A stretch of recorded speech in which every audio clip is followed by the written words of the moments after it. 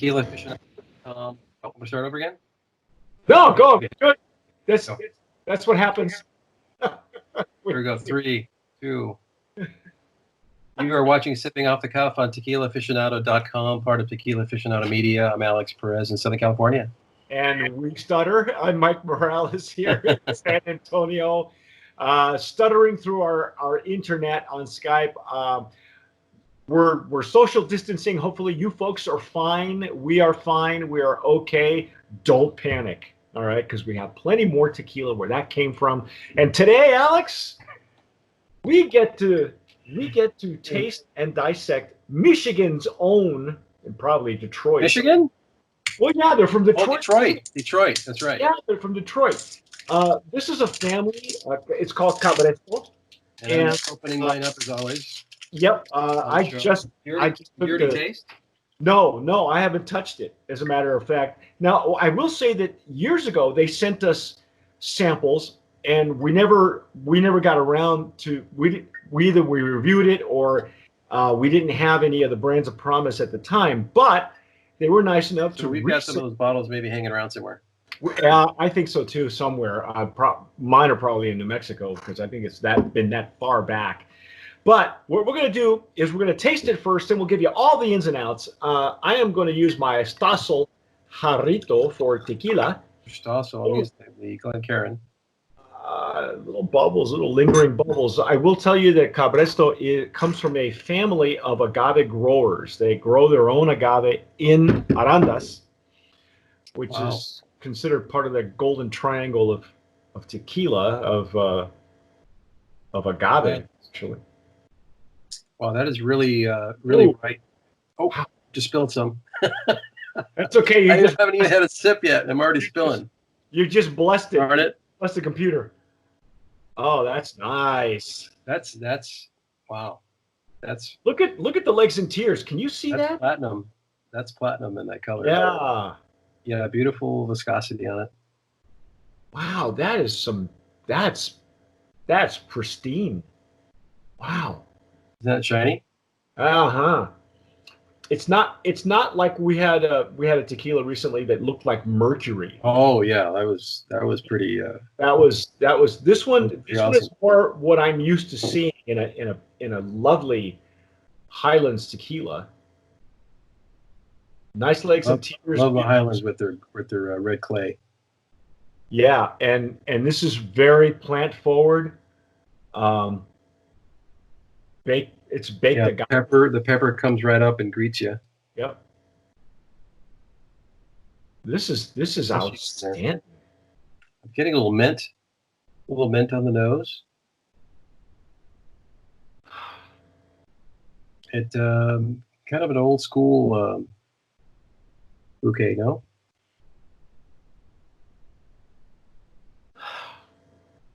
Almost a minerality. Yep. Yeah, there really is a distinction between. There's a really big distinction between Arandas, Amatitan, Totonilco.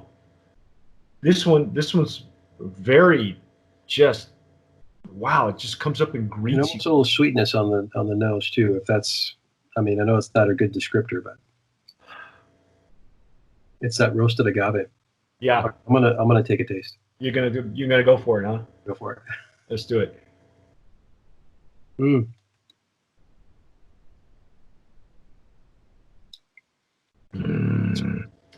Oh wow.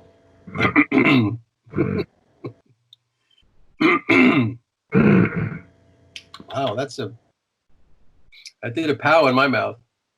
Yeah, boy, the pepper really comes alive. It's really full in the palate. Wow, that is full. That is really full bodied, isn't it? Yeah, it is. It coated my palate. This is it's only 80 proof, but it's reacting like it's a higher proof almost. You know what? You're right. And this is Gnome 1509, by the way. Yes. Tequila Embajador. Yeah, these folks use their own agave. We know that for a fact. You can check them out on their website. they are a family of agave growers that have been doing this for generations, and the current patriarch decided he wanted to make his own tequila instead of just selling it like the family had been in the past.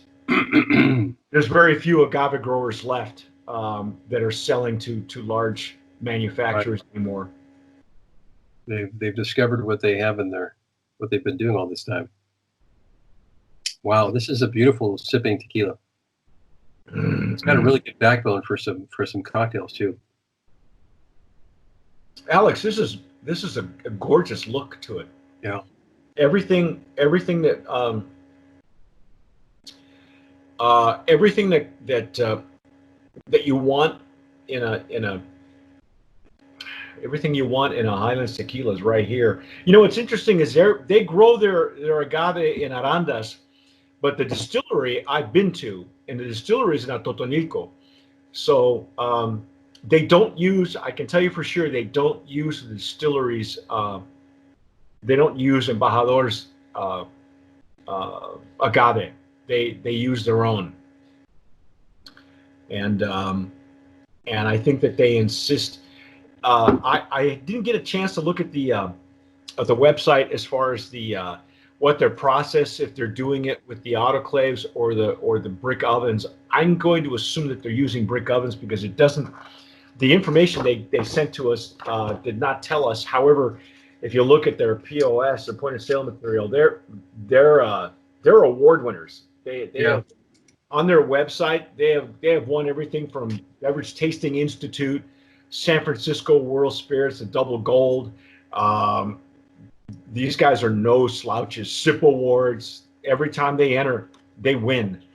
And wow. For some time too. Yeah, they've been out. They're not newcomers. No, I think it was 2005.